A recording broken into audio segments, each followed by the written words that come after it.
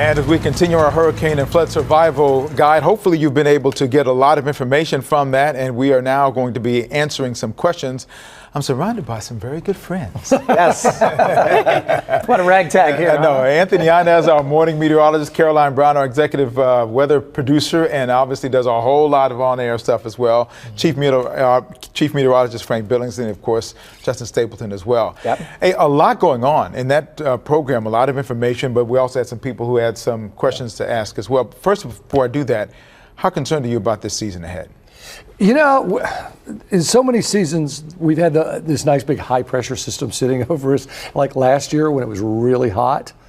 And those tend to block systems. And this year we've had a lot of rain, I mean, almost every afternoon. So there's kind of a weakness in the atmosphere. Yeah. So I think we're vulnerable to anything in the Gulf. It looks to me like the Bermuda High is going to control the Atlantic. And I think Florida and the southeastern U.S. is more vulnerable to Atlantic storms. But anything in the Caribbean and the Gulf, I think we have to really be on guard for. So I want to get to a lot of questions. We have a lot of questions. We don't have a lot of time, but we're going to do that. By the way, what we don't get answered here, we're going to continue on KPRC 2+. Okay. So we'll be able to get a lot of questions. Tom Sullivan from Friendswood asked, hey, you know, the info that we've been given is that this year looks to have an average number of storms. My question is, are the storms getting more intense since we're experiencing global warming? Question. Well, that's a Go ahead, Justin. Well, I'll tell you, I mean, yes to both at this point, right? I mean, we are looking at a potential for an average season, although interestingly enough, Anthony, and I think you tweeted this out a week ago or so that said that CSU, Colorado State University, has actually upped their forecast just a bit. So I think the play we're going to see this year that a lot of the climate folks that we've been talking about have said, okay, if we're in an El Nino scenario, right, which generally means a quieter season, right, or an average season. But if the Atlantic and the Caribbean sea surface temperatures, right, the gas for these storms to form are already starting at an elevated level, then what's the push and the play between those two there, right? And I think that's what we're going to have to find out as we get into the season here. And I thought you brought up a good point, Frank, talking about if the Bermuda High is going to control that Atlantic track, well, what about some of these more what we call the homegrown storms, right? You know, the ones that form down the Bay of Campeche, that are over towards the Yucatan. Right. Those are the ones we really got to kind of keep a watch on. Well, there's no question it's hotter than ever. Right. I mean, it's hotter than ever, and that has a big impact on the strength as well. I'm talking about rapid intensification. We've seen more and more storms go through rapid intensification where they quickly start to strengthen, and that's a big issue when it comes to the warming water temperatures. In fact, 70% of the storms that have done $1 billion in damage have undergone rapid intensification. Like we saw with Ian last year. Ian last year, Michael that went into the Panhandle of Florida, Ida that went into Louisiana. I don't think Laura rapidly intensified. It was pretty strong the whole time, but you're right. So more and more they just blow up. I think the big battle this year is going to be with the difference with El Nino and wind shear, those storms that form out over the open Atlantic or that they form as they try to move in, those will get ripped apart or weaken. But the storms that are close in the Gulf, close to land, because the water temperature is so warm, wind shear is not going to have as much an effect on them. And as Frank was mentioning, when you get those storms, you have this weakness in the atmosphere, what's called a theta E ridge. All these storms, if you notice, anytime we have a small chance of rain, we're at least getting something here in southeast Texas. Right. And storms want to stay alive, and so they're just going to follow that track right on in. Lows follow lows. Yep. Lows follow lows. That's the concern. Charlie Stewart was right on that. He knew what you were going to say, because Charlie Stewart from West Chase area asked, who determines a list of names of the storms here? The water temperature, this is the one I'm going to get to. Does the temperature of the water determine the strength of a potential hurricane or the atmosphere temperature? The water warms the atmosphere. Yeah. He's talking about the water temperature in terms of, I know whenever I see the water temperature get to be 80 degrees, I get concerned. That's it. Right, that's go zone right there. But it's also got to be 80 degrees, 150 feet deep. Right, which is very well illustrated in your... Right. But that's one element. So the warm water temperature is one, but you also have the up there level winds that have to cooperate. Right. And the temperature with height has to cooperate. You can't have these inversions. And so that's the big question this year, because the water is going to be so warm. So warm. I was just going to say, what's interesting too, let's go back back to what we've seen this week so far, starting from the weekend and into this, every single day we've had these thunderstorms that have dropped at least an inch to an inch and a half to almost 2 inches. The overall pattern, Anthony, and we were showing this morning, is all this west-east. And I think that's just going to take over much of the summer here. So, do they battle through that? Can they get underneath that? Can they sneak under it? Are they going to get torn to shreds once they get a little stronger? I mean, that's the push and play this summer. Well, it's always a cue ball on a pool table. Right. You never quite know, right? Yeah. And the other question is the World Meteorological Organization in Geneva, Switzerland. With the storm names. Yeah. Yes. I've tried to submit my own. I'm going to say you've tried. You got to be on the group. If you're in the group, you get the name. Because you're they're not going to take your name, but if you are in the group, they will take your. Yeah. You should have seen his frustration talking about the challenges of getting a name on that list. You say, how do I get a name? They'll send you a paragraph about how they're named. I'm like, I know how they're named. End of the story. He did not get one. He did not get a name. And we hear it every day. Hey, Randy B. from Katy says, are there more storms in the last 20 years than normal, or is it just easier to detect because of modern technology? Great question. I think the answer is both. Don't you? The answer is certainly both, because not only are we seeing more storms, but also we've got better satellites now. The GOES 16 satellite over the Atlantic, that's been huge in determining systems, but also even after the fact, they name more systems. Yeah. Well, and they can see that spin, that organization of a system with the satellites so early that they tend to name a lot of storms. Right. And it seems like some summers, every time we turn around, we were getting one a week. Like 2020, I think we were getting, every week we were getting something. Arlene was like that. Arlene I was just on a gonna Friday, say, right, died yeah. on a Saturday. Right, Because right. there's a spin, Yeah. kind of warm core. It's a Have a tropical little storm. pop up that can go down. Yeah. And I was at the tropical weather conference last year, the hurricane conference, and that was a big debate where, I don't want to use the word fight, but they were really discussing, hey, listen, this is tough because we didn't have satellites back in the 30s, the 40s, and the 50s, even the 60s. And so when you're comparing, it's not apples to apples anymore. Right. But what they said, what you really should be looking at is what's called ACE, accumulated cyclone energy. And that's how you compare the seasons. And when you look at that, you are seeing some of the stronger storms get stronger. But as far as numbers, you're not seeing it with the ACE because the intensity is not there. Well, the frightening thing is we're seeing them not only stronger, some of them are slower. Yeah. And when they're slower, they can drop more rain, and they're holding intensify. more water, so they have more rain to drop. So they're bigger and stronger all the way around. And there's the slower, with the jet stream, the way it's set up. I mean, you get the same hurricane now compared to 50 years ago, and it's moving the same way. It's 10 miles per hour slower. Hey, you and that's guys a keep huge talking problem. amongst yourselves, okay? Because we got to take a quick break. We're answering more of your questions in just 2 minutes. Stay with us.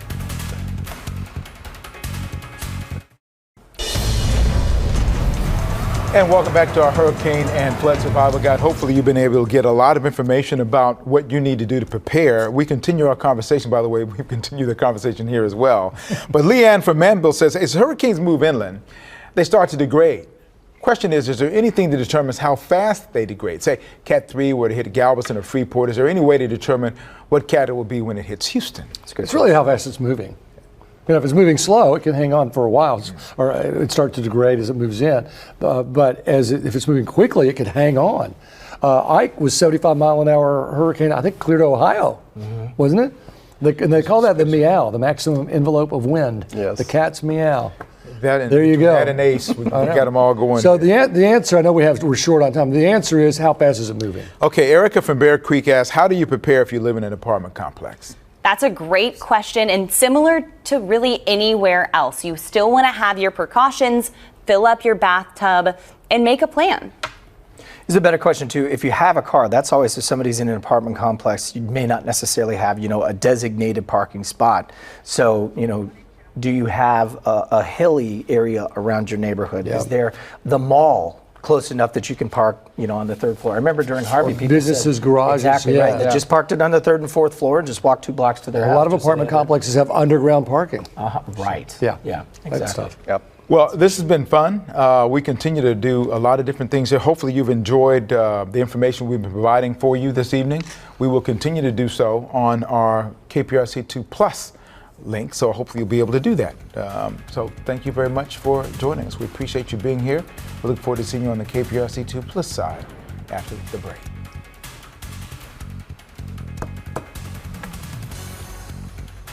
So I guess we read something.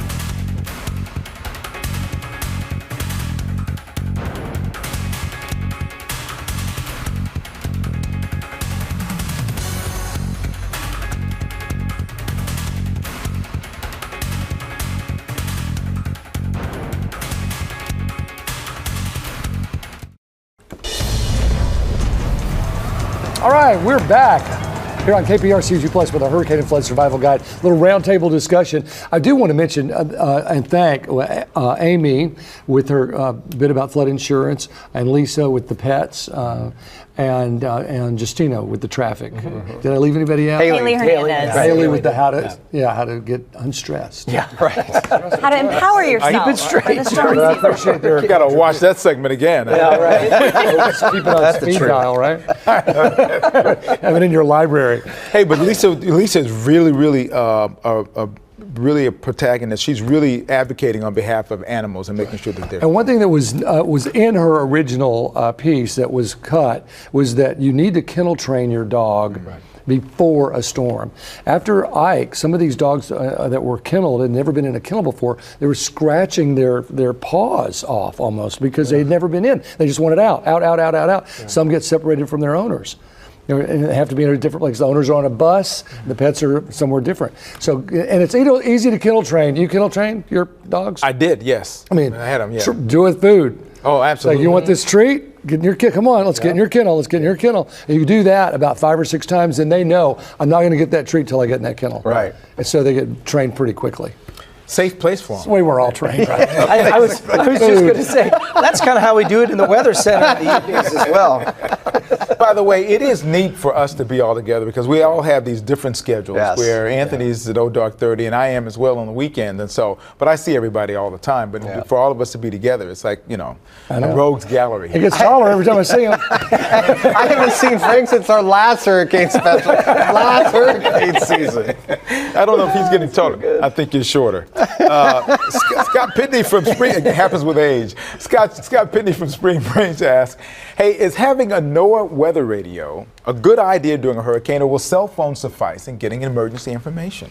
We'll let Caroline answer. Yeah, That's right. I'm going to answer that one because I have a NOAA weather radio. I think there's wonderful asset, and also it's an important asset to have because it's battery operated. So unlike your cell phone that can easily lose its charge during a hurricane, if you have extra batteries, you can keep that NOAA weather radio going. But I think you can go a step further. I think you should have both. I think having both is a great option. It's always good to have multiple ways to get information. I think the issue nowadays is where do you find them? Because I think there was a big push kind of at the beginning when cell phones were coming out. And I mean, I can't think of the last time. Midland Radios is probably one of the best. Midland radios. Oh, that's a good point. And it's has nothing to do with Midland. Right. I don't think they're even in Midland. No. But it's called Midland Radios, and that they have a great selection of NOAA weather radios. Well, we learned during the early part of this century, and especially after Katrina, that with your cell phone, texting is so much more efficient than talking. Right. Because you especially as you start to lose power, you can still text, and there may be cell phone towers down. And even after Ike, it was hard to get. So just some advice: if we get into that situation, text. Don't try to call. Right. Try to text. And now that's all that everybody does anyway. Good point. Hey, Honey Boudreau, I love that name, by the way. Honey Boudreau from West University she suggests, please emphasize that all that we're truly preparing for after the hurricane. Hopefully the hurricane itself will blow through, leaving electrical lines down, phones down, water lines down. Really need to prepare for after the hurricane, not necessarily during the hurricane. And everyone has containers in their house. Just fill up those containers with water, fill up your bathtub, that sort of thing, which is very true, an opportunity to do that. But after the storm is really when you got to be concerned about whether you're prepared. We were talking about having that hurricane plan. That plan has to be planning before the storm. What are you going to do during the storm? And then what do you do after the storm? And I think that's the one thing that's many times forgotten is what do you do afterwards? And I just remember because it was my first day of work. It was 2003, July 15th. It was Hurricane Claudette. Claudette, you remember that? Yes. I remember my first day at work. So on my first day at work, I'm supposed to be doing HR paperwork. Frank was on from 9 in the morning to 6 p.m. And it's just nonstop. And he looks at me after about hour 6 and says, "Don't worry, Anthony, not every day is like this." but here's what I learned about that. It was after the storm. There were 2 deaths from Hurricane Claudette that year. And they were both after the storm, and they were both people trying to clean up. So they went out to the yard. There was a down power line. Someone stepped on one. Yeah. And the other one was someone trying to go in the yard and pick up, and a large tree branch fell on them. all after the storm. So what's your plan before, during, and after? So a real important message there. You know, that was common during Ike. Like we were talking about in our broadcast, it went all the way to Ohio. And people came out of their homes and that had been through it in Arkansas and elsewhere, and they looked up and tree branches were falling on them. Yeah. It can be really dangerous. And then another after the storm thing, if you have to leave and you don't have gas or enough of it, and you can't get it because all the gas stations are shut down. Right. So just a word to the wise: keep your tanks at least half full during the summer. Well, and I think that's a good, in what we're dealing with now too. Now that there's a lot of more electric vehicles out on the highway, if you've got an entire area that's smashed, I don't even know what to tell you about that. Really? Right? Go on that. But I mean, that's something to think about. And Caroline, piggybacking off of what you were telling folks to get at HEB or whatnot, and we kind of discussed this earlier this afternoon, is sometimes medications either take refrigeration. Have to have. They're not refrigerated. They're no good. Right. Or sometimes it takes a while for them to actually get there, right? They have to another pharmacy or whatnot. So it's one of those things just to kind of, as you were saying, Anthony, stockpile ahead of time, right? If you don't need it, fine. You know what pantry's great for? Stocking stuff up there, right? We've all got it and we can all do it. Hey, and if you're on a fixed income, and a lot of people are. I had a guy call me one time, and we had told him, the storm might come, be prepared, get this list. He called me, he said, well, the storm didn't come. I said, I know, thank goodness. He said, yeah, but I spent my Social Security on all this stuff you told me to go get. And now, what am I going to do with all these batteries, right? So I would make a list of the things that you really have to have. Yeah, the priorities. And prioritize that list. Don't just go out with a hurricane list from one of the hurricane guides, and there are a zillion of them, and say, I've got to get this, I've got to get this, I've got to get this, and spend all this money on something that you're not going to use. Right. I mean, everybody can always drink bottled water.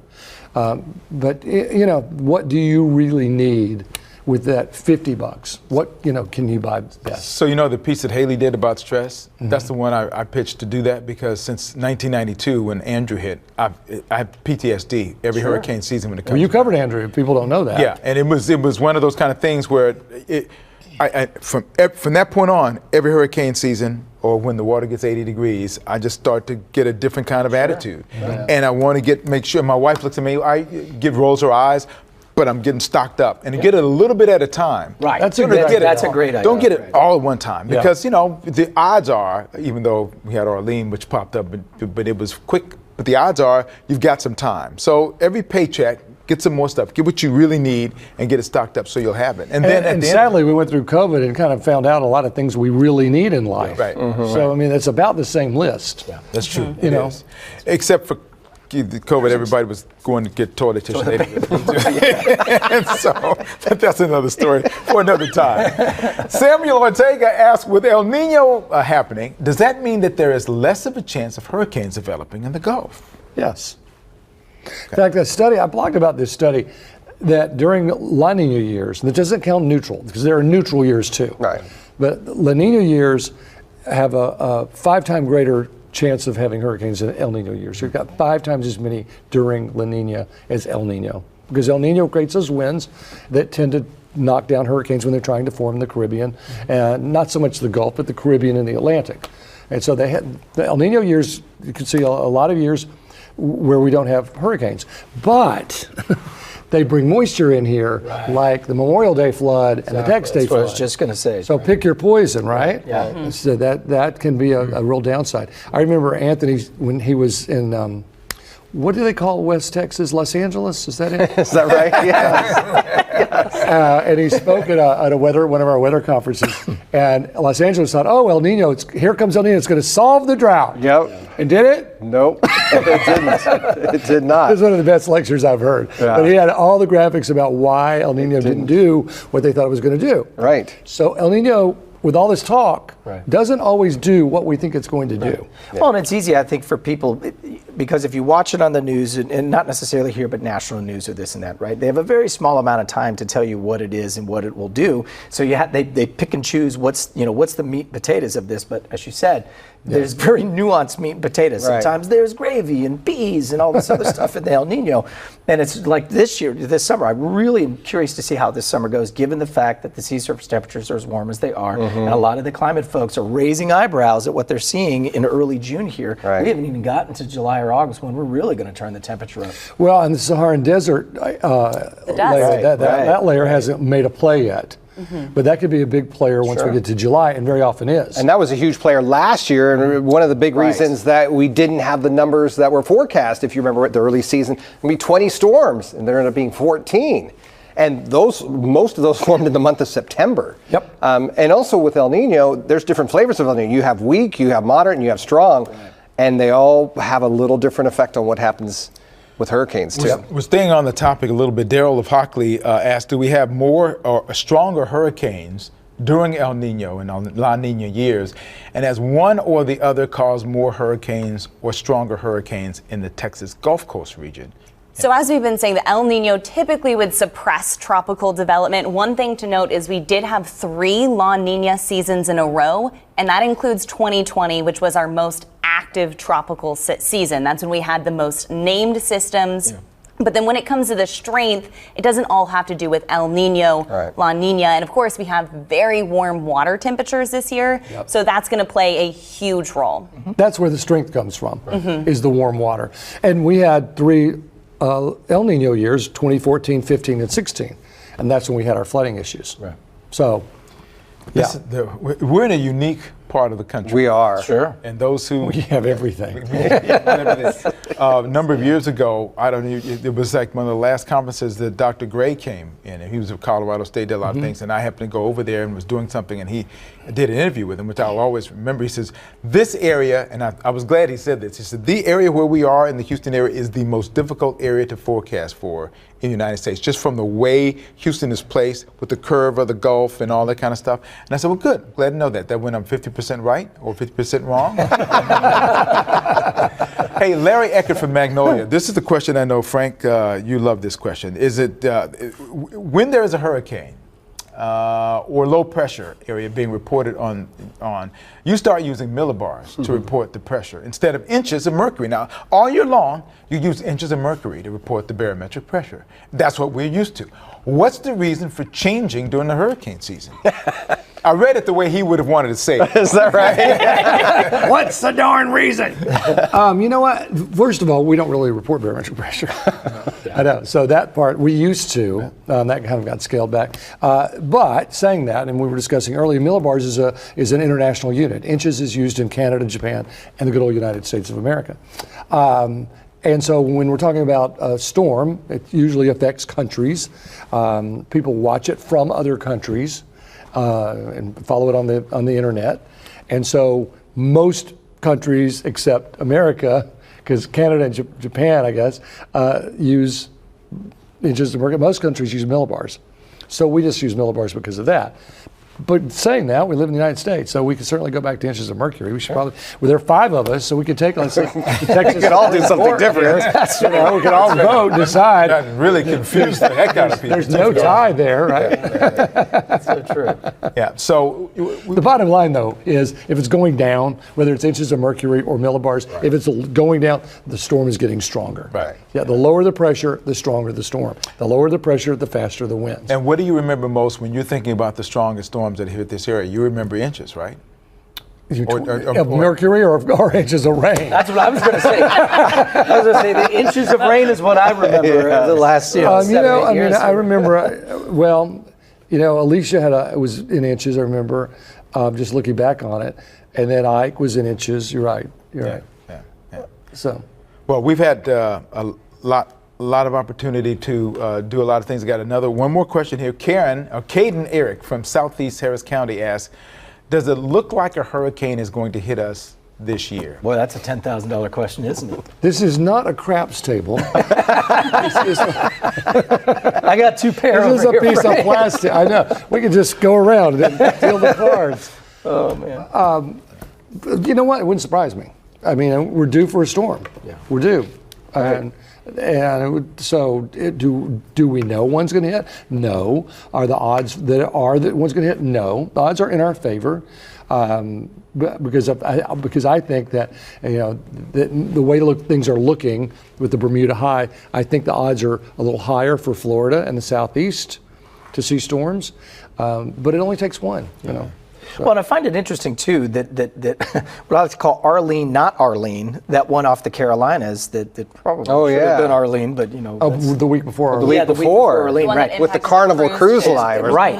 And so to you me, were on that boat. You're telling me it wasn't a storm? Right. Exactly, right? I mean, so and you see the location of where that was. Once it got over towards Savannah and right off of Tibby Island there in southern Georgia, exactly, it really started. That Gulf Stream is so warm. Right. And so I wonder if that won't be. We were talking about the Bermuda High. If that's kind of the steering sort of lane, if we're seeing at this point. I mean, we'll find out. But I do find it interesting that and then a low that we had last week that was traversing its way across the Gulf also. At least a few of the computer models anyway, were trying to pull that across Florida and then blow it up in that same spot again. A lot of weird things are already going on. I mean, this low pressure system bringing all the smoke in from Canada, it's just sitting, it's going to sit there for 2 days already. It's going to sit there for another 3 days. It's not going to leave until Sunday. And then, of course, Arlene did form and moved south to Cuba. Right. Moved south to Cuba. You don't see that cone very often. No. That cone moving south. Well, not only that, it was in Florida and then was like, just kidding, and then completely shifted down to south. It just took a hard, right turn. And died. What I found most interesting about that system is we were tracking that low as it moved across Mexico, and then it moved into the warm waters of the Gulf, and it was just so warm that it immediately started to organize. And so I think that's the concerning part, is anything that moves into the Gulf, we can see it strengthen. And that's why whether or not we see one, you should be prepared. You don't have very much time if it enters the Gulf from the time it forms and maybe undergoes rapid intensification and moves toward this area. So you have to assume that any of those kind of things can happen. Harvey went from a storm on a depression on Wednesday morning to a Category 4 by Friday evening. I mean, less than 2 days. I remember that. I remember exactly where it positioned itself and then came on. Well, it was over 86-degree water, and that 86-degree water was about 250 feet deep. So even when it went on shore, it was still pulling off of that water.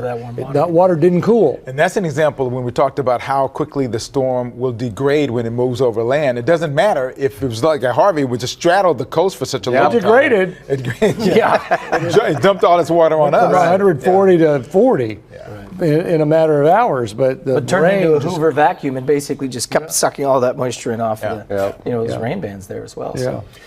Well, we only do this once a year. Although we did something last year toward the end of the hurricane season, which is about climate, and so we may be back again at that point in time. But this has been fun. I'll see you next time, Frank. Try not to get any taller. Thank you guys, really. Thank you for coming in. That's a big deal. So we know we've given you a lot of information. So thank you for joining us.